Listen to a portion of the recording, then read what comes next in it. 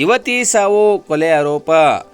ನೇಣು ಬಿಗಿದ ಸ್ಥಿತಿಯಲ್ಲಿ ಯುವತಿಯೊಬ್ಬಳು ಮೃತಪಟ್ಟ ಘಟನೆ ಭಾಲ್ಕಿ ತಾಲೂಕಿನ ಆಳಂದಿ ಗ್ರಾಮದಲ್ಲಿ ಭಾನುವಾರ ಬೆಳಗ್ಗೆ 10 ಗಂಟೆ ಸುಮಾರಿಗೆ ಜರುಗಿದು ಯುವತಿಗೆ ಲೈಂಗಿಕ ಕಿರುಕುಳ ನೀಡಿ ಕೊಲೆ ಮಾಡಲಾಗಿದೆ ಎಂದು ಆಕೆಯ ಕುಟುಂಬಸ್ಥರು ಆರೋಪ ಮಾಡಿದ್ದಾರೆ. ಪ್ರಿಯಾಂಕಾ ಚವ್ಹಾಣ್ 20 ವರ್ಷ ಮೃತಪಟ್ಟ ಯುವತಿಯಾಗಿದ್ದಾಳೆ. ಔರಾ ತಾಲೂಕಿನ ಮಹಾಡೊಣಗಾಂವ್ ಗ್ರಾಮದ ನಿವಾಸಿಯಾಗಿರುವ ಈಕೆ ತನ್ನ ಕುಟುಂಬದ ಸದಸ್ಯರೊಂದಿಗೆ ಆಳಂದಿ ಗ್ರಾಮದಲ್ಲಿ ವಾಸಿಸುತ್ತಿದ್ದಳು.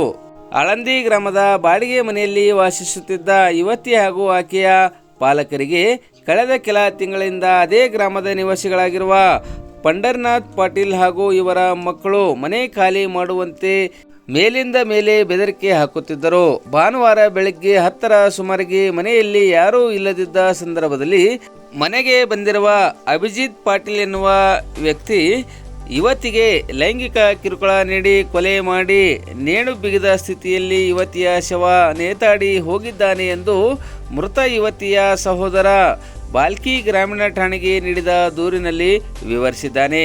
ಈ ಕುರಿತು ಭಾಲ್ಕಿ ಗ್ರಾಮೀಣ ಪೊಲೀಸ್ ಠಾಣೆಯಲ್ಲಿ ಪ್ರಕರಣ ದಾಖಲಾಗಿದ್ದು, ಪ್ರಕರಣ ದಾಖಲಿಸಿಕೊಂಡ ಪೊಲೀಸರ ತಂಡ ತನಿಖೆ ಮುಂದುವರಿಸಿದೆ.